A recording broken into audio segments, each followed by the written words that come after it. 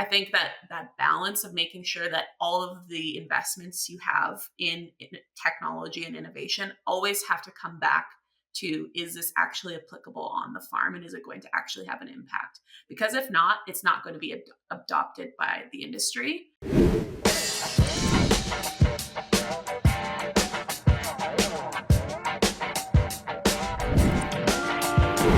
Hello everyone and welcome to another Wisenetix Podcast episode. I'm very happy to have here with me today Sarah Heppner. For you that don't know Sarah is a marketing manager, and also she's responsible for Eastern Canadian sales at AcuFast. Welcome, Sarah.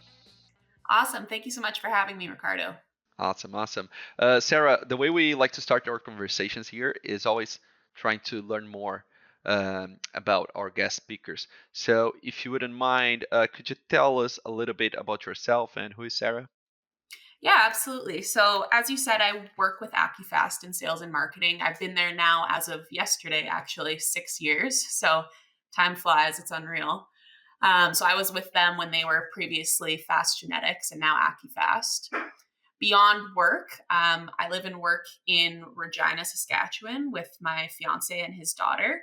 And outside of work, I really enjoy spending time with friends and family. I also really love golfing when it's warm enough. And more recently, I've been trying to get into baking my own sourdough bread at home, which has proven to be way more challenging than I thought it would be. But more tastier also. I hope so. Some days it is and some days it isn't. It's not worth the effort. No, yeah, baking. I like cooking, but baking I've never tried it. Especially because I'm lucky enough to have diabetes, so anything that you bake usually is like high carb based, which is not great for me. But yes, that's true. And Sarah, so you've been in AcuFast, previously Fast Genetics, for 6 years now. Yes. You live in Canada, so can you tell us a little bit more about what would you highlight as top achievements or experiences you had in your life so far, personal and professional, and what did you learn from them? Yeah, so I agree that achievements should be both personal and professional. The first one I would say that I'm really proud of is I've developed and kept really incredible relationships with all of my closest friends and family. They are what matters most at the end of the day, is who you come home to and who you spend your time with. So I'm really proud of the relationships I've kept and developed with them. With that, I did grow up with my family in northern rural prairies in Canada, where really not that many people go on to get further education past high school. So I'm really proud to say that I was actually the first in my family to obtain a bachelor's degree. And now, along with that, I have an MBA as well. So that as an achievement I'm really proud of. And then most recently, I would say I'm really proud of the work myself and my team put in launching the new brand within our industry, AcuFast, which was birthed from the merging of Fast Genetics and 𝗟𝗫𝗍. It was an incredible project to work on, and putting together the strategy really in the foundation of an organization. And now beyond that, a marketing department and a marketing strategy and campaigns that have come from that. So that's something I'm really proud of and was a really fun project. Awesome. And that's something we're going to be discussing here today also. So thanks for the hook. And so you mentioned relationships. Now I have a little test for you here. Let's see how clear is your communication with your parents. How do you think they would describe the work that you do today? Are they able to do this, or? Yeah, so my parents actually can describe what I do very well. Reason being is that where I grew up in northern Saskatchewan is actually where Fast Genetics was founded. And so the town that they were founded in, 𝗟𝗏𝗏, was where I grew up, and it's a very small town. And Fast, now AcuFast, actually is a huge employer in that small town, obviously. So as such, a good number of my family members have actually work or currently work for AcuFast. My dad actually drives truck for us, and my grandma used to be one of our barn managers. So my parents can describe what I do perfectly, which I'm pretty lucky with. I don't have to stumble with that. It's almost like cheating. Yeah, I know. For the answer, but yeah, approved then. Cool. And Sarah, so we've known each other for a while now, right? And from yes. sales calls and other interactions. You guys have worked with us, and you've had this quite extensive experience, especially within AcuFast and Fast Mhm. Genetics. You started in the company as an intern, right? Working an internship on the field internship, and then you moved to marketing, and now you're also wearing the sales hat, right? Yes. How would you describe this multidimensional experience helped shaping your perspective in the ag industry, more specifically the swine industry?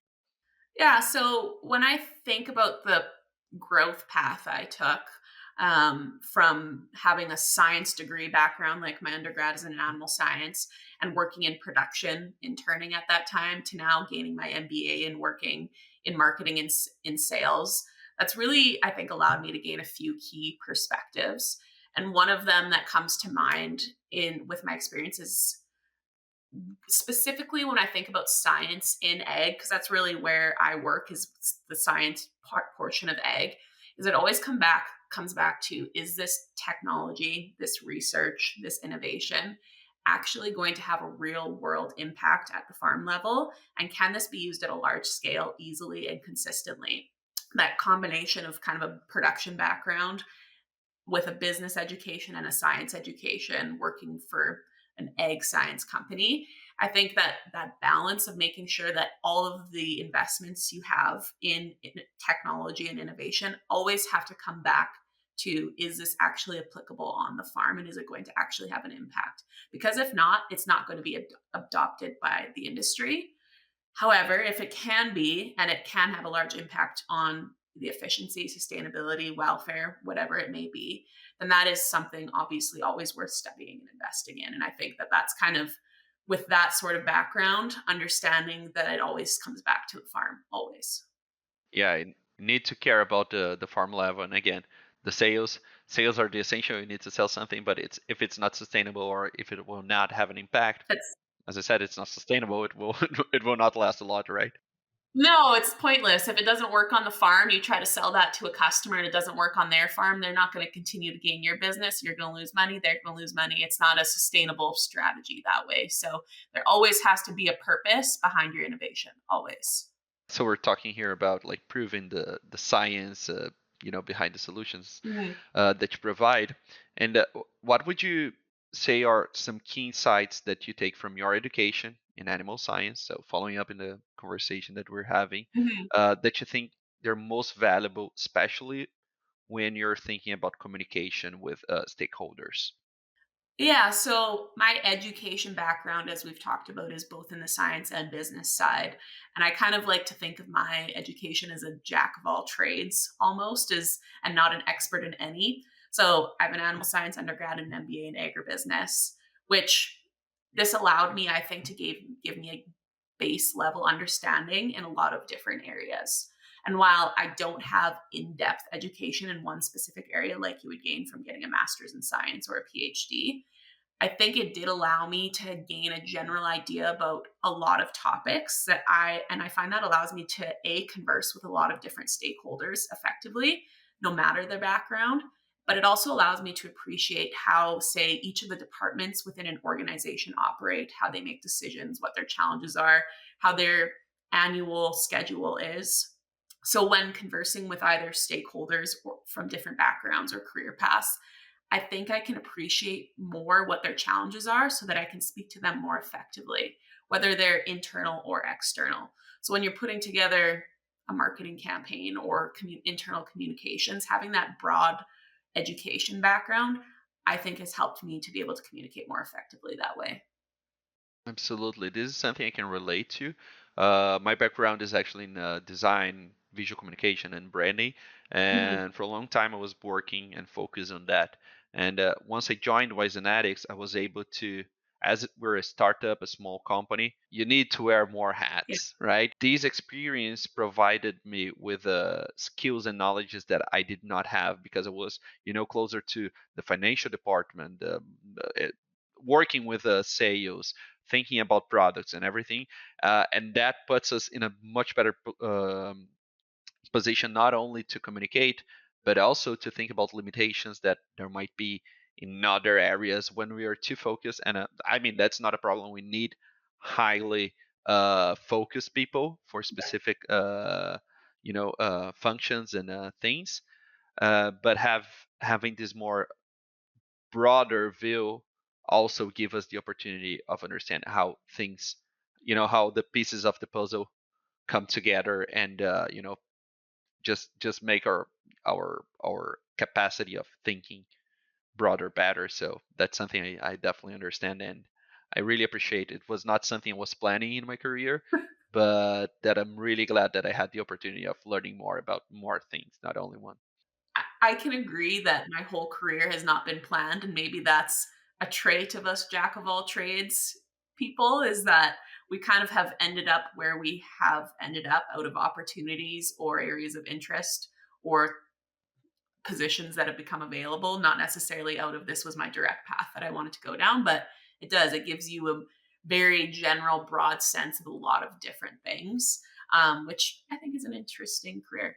I don't know, like I know lots of people say, and I agree, like at least for most people, you should have a plan. You should know where you want to get so you can get there. Otherwise, life will take you wherever you you know Yeah. it wants. But at the same time, I was always the person who was open for the opportunities. And Mhm. maybe I don't know if I'm too strict about, like, that's where I'm going, that's where I'm heading. I believe that this can help you getting where you want to be. Definitely it will help you, but it might also blind you for other opportunities that are around. So that's a little bit of my life. I was like always playing with the opportunities that I had at the time. Honestly, so far I don't regret at all. I think that again brought me lots of new experiences that I was not expecting to have, but I'm so glad that I had them. So it's cool. Completely agree. And in addition, you started with animal science, and then you mentioned your MBA in administration, focus in agribusiness, right? Mhm. What new perspectives this education brought to you? I think I kind of touched on it a bit in my previous comments, in that, yes, an MBA really, how they're structured, is giving you a base understanding of each of the different departments that operate within an organization, so that hopefully one day, if you're leading an organization, you can effectively do that. Um, so, someone who comes from a science background with no business education, I think I took one very general business elective in my undergrad, but with really no business education in my background, coming in and then gaining, finance and accounting classes, talking about risk management, talking about economics, um, really getting a human resources is one that I really enjoyed as well. Gaining insights into each of these different departments and how they really operate, what their main objectives are within those departments, what their biggest challenges are. It really helps me working in marketing specifically, I think a little bit more than sales, to understand how they operate, just because part of marketing is communications internally. So being able to understand how each of those departments operates, and how we can communicate with them more effectively and support them in their efforts internally, I think has really assisted with how effectively we operate internal communications at AcuFast. Awesome. Thanks for uh, reinforcing. And yeah, Yeah. another thing that you brought to us earlier, and I mentioned it as a hook, one of the top experiences you highlighted was the experience of working in the process of the joint venture between Wisenetix and Acuity Swine, Hmm. which resulted in AcuFast, right? Yes. I remember when you guys were going through this process and this project, you had a lot of challenges, in terms of communication, brand, website launch, product, how you're going to communicate with the audience, all those changes. Could you share a little bit more about how was this experience for you, and maybe top challenges you faced, and key takeaways from this experience? So we officially launched as AcuFast. It would have been June 1st of 2023, but we were in the process of combining the two companies about 18 months prior to that. So I want to say it was December or January I could be wrong on this. I don't exactly remember, but I want to say it was December or January of 2022 when the official purchase of Acuity Swine happened. So we had 18 months leading up to the launch of AcuFast to really think about strategically how we wanted to combine our teams, our genetic resources, and how we wanted to look externally. Did we want to continue as two separate brands, Acuity and Fast Genetics, or would it be more valuable to combine as one company? And we really thought through that process in depth. And what we did come up with is to operate as one unit, it's going to be more effective, more efficient. It's instead of having two departments in each of the companies, why wouldn't we just combine resources? And we actually had a lot of complementary scenarios where that worked out. So for example, Acuity Swine actually didn't have a marketing department. They outsourced all of their marketing, where Fast Genetics had a marketing department. So that's an easy combination.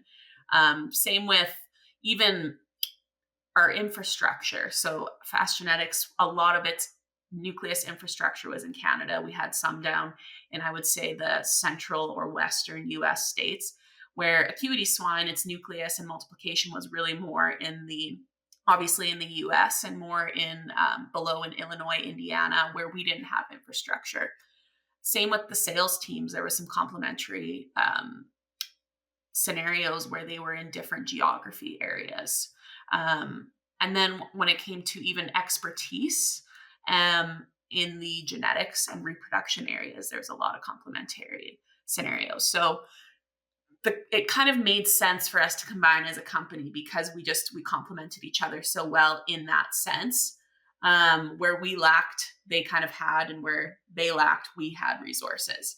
So we ended up moving forward with that. And it took us from that decision to launching probably about 8 to 6 months once we finally decided on that. Most of that was on the marketing department, that time frame, because of, okay, now we're going to be combining a brand. We've got a lot of legwork to do before we can actually do that, right? So if you're creating a new brand, you're really starting at the foundation of how do we want to position ourselves? What do we want to be named? What are going to be what's our key purpose? What are our key strategies? How do we want to be personified in the industry? This is our kind of opportunity to do that, where, you really don't get that opportunity that often to reposition yourself like that. So we really wanted to think through that thoroughly before we launched. So that portion of it, of really setting the foundation of the brand, I found is where I gained the most experience, and I learned a lot. And it was such a fun experience to go through that, because you're really starting at the foundation. While we both had histories that you could play with, it just provided a really fun opportunity to figure out how we wanted to do that and work with all the different departments in the organization, work really closely with senior leadership, and with our parent company as well on developing all of that. And then beyond that, really, it was working really closely with our team on building that out. I'm really lucky that I have a few people within the marketing department at AcuFast that are incredible at what they do, and they're so talented that they really brought it to life and put in a lot of the legwork, because like you said, I work also in sales, so I'm trying to balance that at the same time. But yeah, I think that was really the fun part. Challenging wise, you're combining two teams, right? So how do we structure our organization in a way that supports those two separate teams, but is also structured in a way that is going to allow us to be the most successful in the industry? And the way we did that is really at the core of our structure. Instead of your typical, each of your departments, the core of our structure now revolves around what we call a customer success department.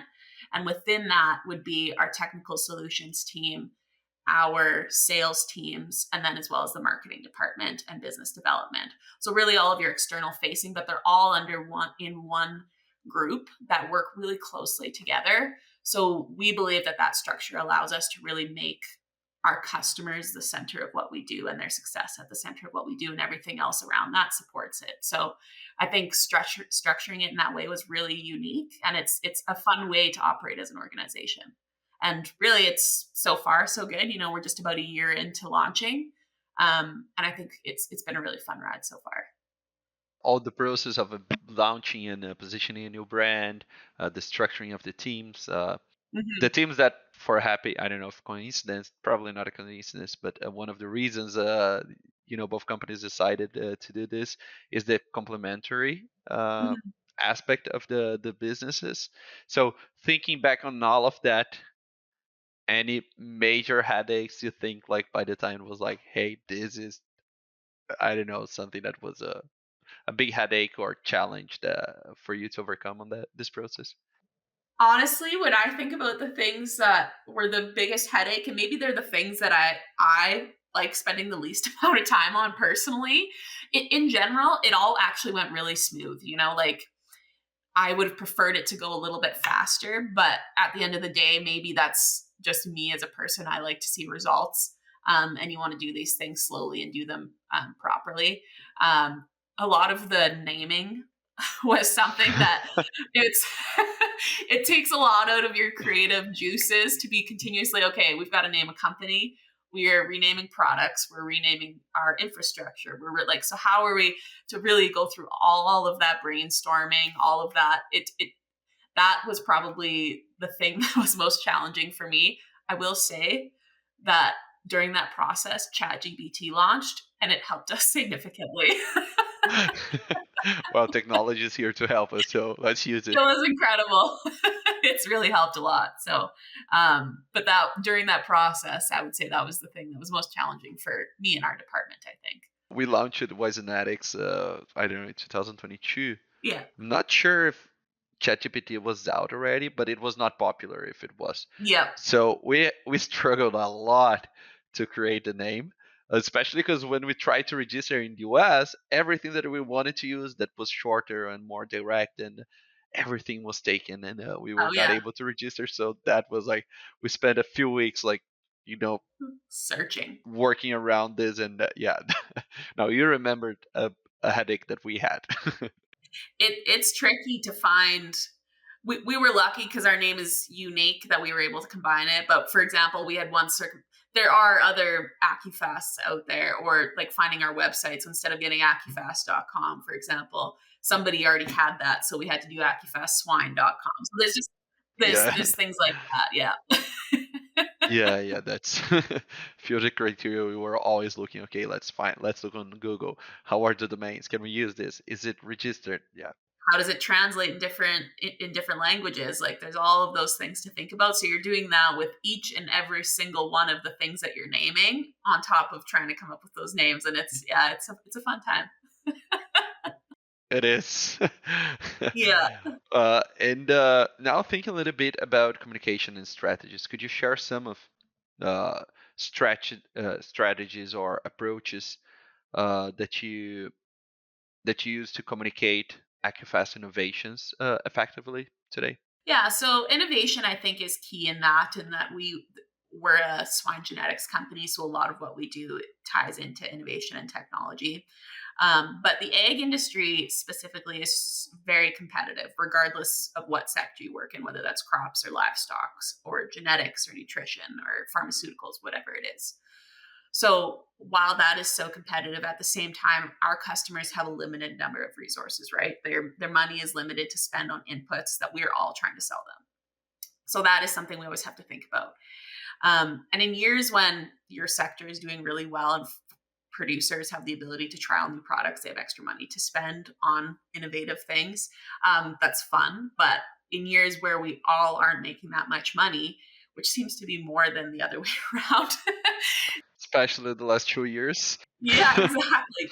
The competition for those customer dollars increases significantly. So figuring out how to communicate why your innovations are something that they absolutely need is so imperative, right? So in those years where they're not spending and they bear down to only spending on necessities, how do we as a seller of products and services figure out that we can offer a product that is so necessary for them that they can't go without, but also stands out enough from our competitors that they always choose us, right? It's that balance. Like, how do we have a competitive enough product, but also be a necessary product? So we see that some competition will simply just drop their prices in order to become something that the customer or the buyer wants to purchase, that just based on prices, right? And while this strategy can work in the short term, it doesn't in the long run. A lower price, hey, come buy us because we're the cheapest communication strategy, you might gain a little market share in the short term, but it's just not a long run solution, especially for an organization or a sector of the industry that you rely on innovation and technology so much. Shrinking that margin to a place where you can't invest in innovations and the quality of your product and the value that you can actually ultimately bring to your customer doesn't work. So a longer term and better strategy is to always focus on investing in innovation that allow you to create more competitive products and services now and in the future. And that balance of keeping enough margin to allow you to invest in those technologies, but still competitive, I think is really where AcuFast has found themselves, as we find is the right balance, right? So as long as we're communicating to our customers why we, it's a small industry. There's becoming fewer and fewer competitors. Everybody kind of knows where they position themselves in the market. So us in marketing being able to communicate how important it is for us to be able to continue to invest in innovations and in technologies is super, super crucial. And making sure that those customers understand what that means for them has allowed us to maybe not grow market share as aggressively as some competitors just based on margin and price, but it's allowed us to slowly grow reliable and consistent market share over the long run, and why we've been around for so long, because we think that it's so crucial, that balance. I don't have anything to add. That was really, really good answer. Yeah, Thank you. that's awesome. And especially the relation, between if innovation is important and then you're cutting your margins because of pricing, how do you sustain your innovation? Right? Yeah, we've seen that recently here in the last really 3 years. Our industry has, or like the swine genetics industry alone, has probably lost 3 to 4 in North America competitors from this problem. Is that in order to keep their market share, they've decreased their margins and then not been able to invest in innovation anymore. And the quality of their products decreases, the trust that their customers have in them decreases, and their ability to be around for the long term. And then they no longer can compete anymore, right? So they no longer can be around. So it's a really fine balance, especially when markets and years are tough like they have been in the last couple of years, being able to find that balance. Tough times. Yeah. And now thinking about communication, but more on a tactical level, you were through your journey wearing different hats and having different experiences. Social media management was one of your responsibilities. How do you guys use social media to engage with customers in the swine industry? Yeah, so I would say when I was specifically overseeing our social media management on a day-to-day basis, it was not near to what it is today. Our marketing team does a lot better job at the actual day-to-day marketing and utilizing social media platforms than I did. And I think that's just because we've grown and we've been able to become more specialized. And really, they're just more talented in it. It's something that I did because I knew we had to do it, but it wasn't something that I loved. And now I have people who love doing it and are really good at it. And that's just, I'm really happy about that. So I would say it's grown significantly since then. But we do utilize them to meet our customers where they are and be able to communicate what our strategy is to them. We use them more as a means to add value and to create or give them access to more of the products that we have available and the resources that we have available, rather than an advertising platform is really where we try to be in that space. But being able to do that effectively takes really understanding and knowing who your customer is and where they are on social media, because there's different parts of our audience that are in different parts of social media. There's some of them that are not even there, and there's some of them that utilize them in different ways. So knowing your audience, I think, is number one, and being able to do that effectively. Agriculture is tough for social media. It's becoming bigger, but the parts of agriculture social media that gain the most following and the most interaction are the organic parts of it. Like you're seeing it in Hmm. like farms where they just take drone shots and have drone reels every single day, and they have hundreds of thousands and millions of followers, where it's much tougher for a company to gain that type of organic following and interaction. So it's part, a lot of it, in my opinion, is partnering with those types of social media platforms and trying to get your brand out there. And I know we've partnered a bit with Wisenetix now on that, with that kind of strategy, and that it's difficult for a company to gain an organic following that interacts. So you utilize platforms that do have that in order to get your brand in front of them in an authentic and organic way, I think is kind of how we've tried to find that balance, right? So Now, coming back to your two hats, the two hats you're wearing today, sales and marketing. yep. In my view, like one of the main objectives in marketing is to provide the right resources and tools for sales, right? Mhm. Today, how do you think those two responsibilities are, you know, influencing your approach to work, and which type of skills or knowledges do you like transition and you take from one department to the other? Like, hey, you started in sales later than marketing, right? So what knowledges from marketing were you bring into sales, and now that you're working with sales, what kind of feedback are you getting back, are you taking to your role within marketing? Yeah, so I think the two departments work together as closely as departments can, right? And I specifically actually remember in my first interview when I was trying to get the marketing role at Fast Genetics then, and I remember being asked, what is marketing to you? And the answer, like I gave the, basic answer that, the marketing is the touch point for everything there is within an organization and outside of an organization. And I remember the interviewer coming back to me and saying, like, I always think of marketing as the player who hands the sales team the ball. Like when you think about baseballs, we create the ball, we hand it to them, and they're the one who goes and makes the pitch.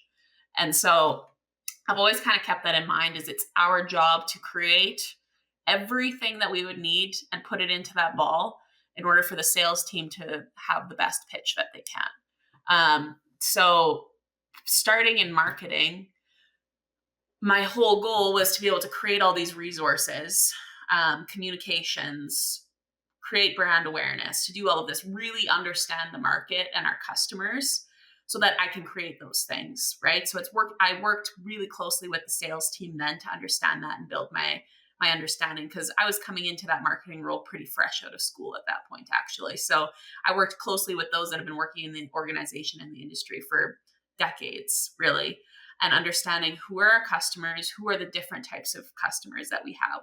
We do have a wide range of different types of customers across North America. So who are they? What are their challenges? What are their needs? What are some different tools that I can create in the marketing department that'll help you to finish this, will increase brand awareness, will help you to go through the sales path, right? To finish the sale.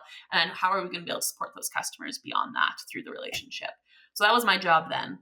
I think moving into sales now, where I still do marketing, not nearly as much as I did before, but moving into sales, I'm the one that's taking the ball and throwing it, right? So I think I have that ability I know what everything we have and what we can create in marketing. And I also get to interact with those customers on a daily basis and understanding, okay, this works from the marketing department, this doesn't work.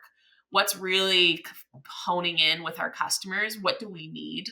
What could be a better way to position this? What worked? What didn't work? And I think that that relationship and being able to then come back, I spend a week on the road with customers and being in farms or in meetings. I can come back and then have my weekly meeting with the marketing team, and we can talk about some of those things that I noticed, right? So I think they work really closely together. And I don't know why most organizations don't have that, if they don't already, right? It's Hmm. that relationship, and having someone in both places, I think is a good way to be able to ensure that they work closely together. Yeah, when I joined Wisenetix, I joined for a sales position, although I didn't have a sales background. My background was more in communication and marketing also.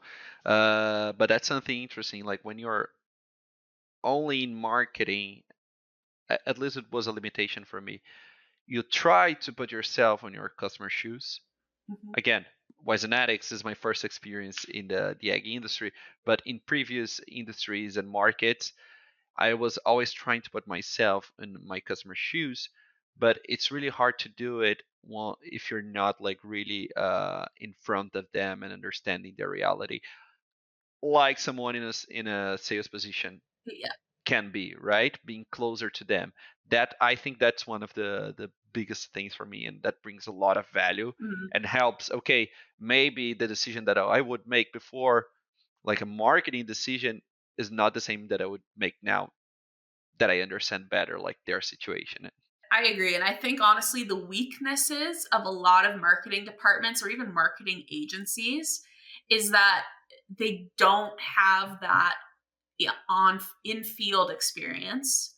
Like that's the most valuable thing you can get is at the end of the day, I make sure that I'm on customer farms and my marketing team is on customer farms at least, like I am regularly because of sales, but they're at least, once, twice a year in farms, understanding, okay, just to get an understanding of production and to get an understanding of what they deal with on a day-to-day basis. Like if you're creating tools, if you're creating a manual, say like a production manual specific to our genetics, having a 40-page manual on farm is what we used to do. Well, that doesn't, you think a farm worker is going to flip through 40 pages in a manual at the farm? That's not going to happen. So we moved from that to, maybe it would make way more sense if we could have these one pagers that they can pull out and this is what I'm going to utilize. Or maybe have this on, it's having that on farm experience helps you to understand we're creating the same content material, but how can we do this in a way that works better for the people that we're targeting? It just, having that in field experience makes all the difference. Those small details that make all the difference at the end. Yep, Right, exactly. put a lot of effort on a big piece of content, and to help the producer, but at the end it's not used because of the form and how you're delivering it. Yep. And ends up being a waste of time, even though it's really valuable information. So, Sarah, we are almost wrapping up here our conversation. What I wanted to know about you is like thinking about the industry and okay. the trends that are to come in the swine industry. What do you anticipate that is coming, and how do you think these trends will impact our businesses? Well, this might be a negative stance on it, but when you say trends, I think of what are going to be our biggest challenges that we're going to have to overcome. And there's three big ones that come to mind for me. The first one, specifically in our industry, is disease pressure. And it's going to continue. And I think it's going to challenge the way that we distribute products as a genetics company.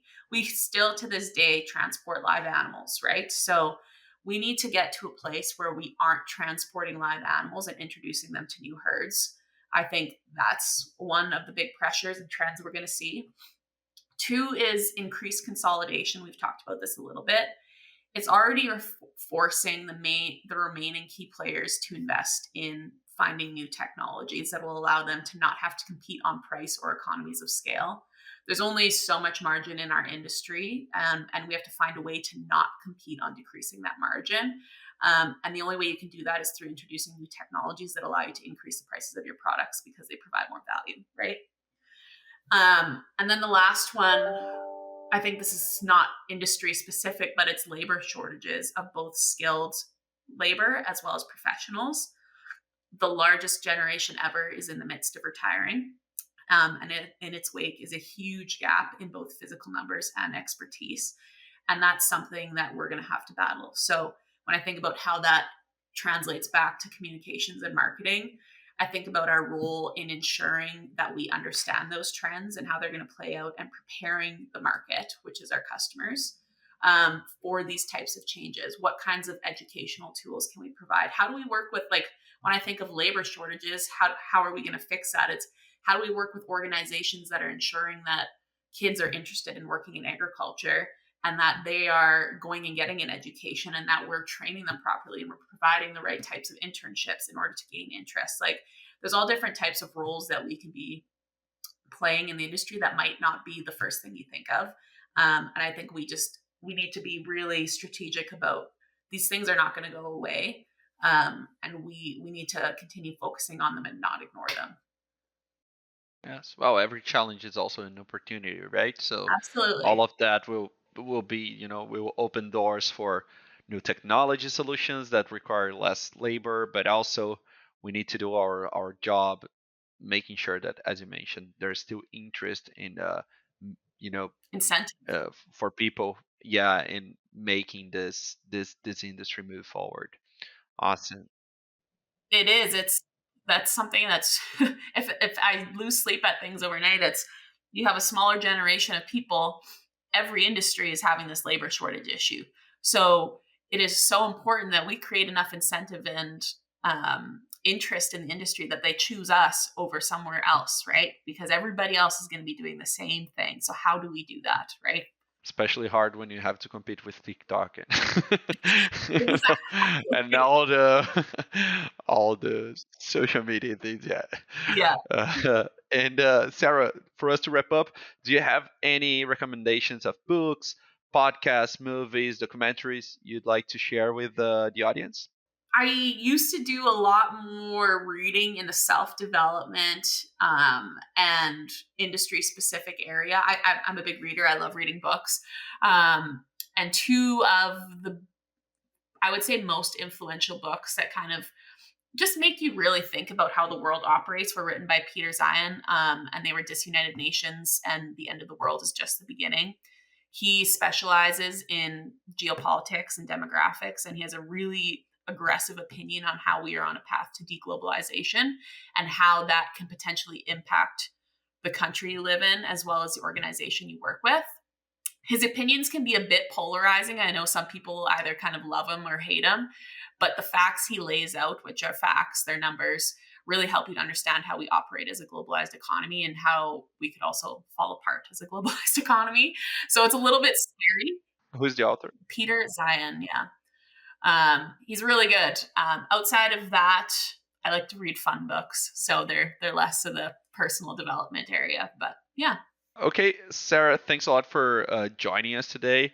Last thing is, where can our listeners find you online?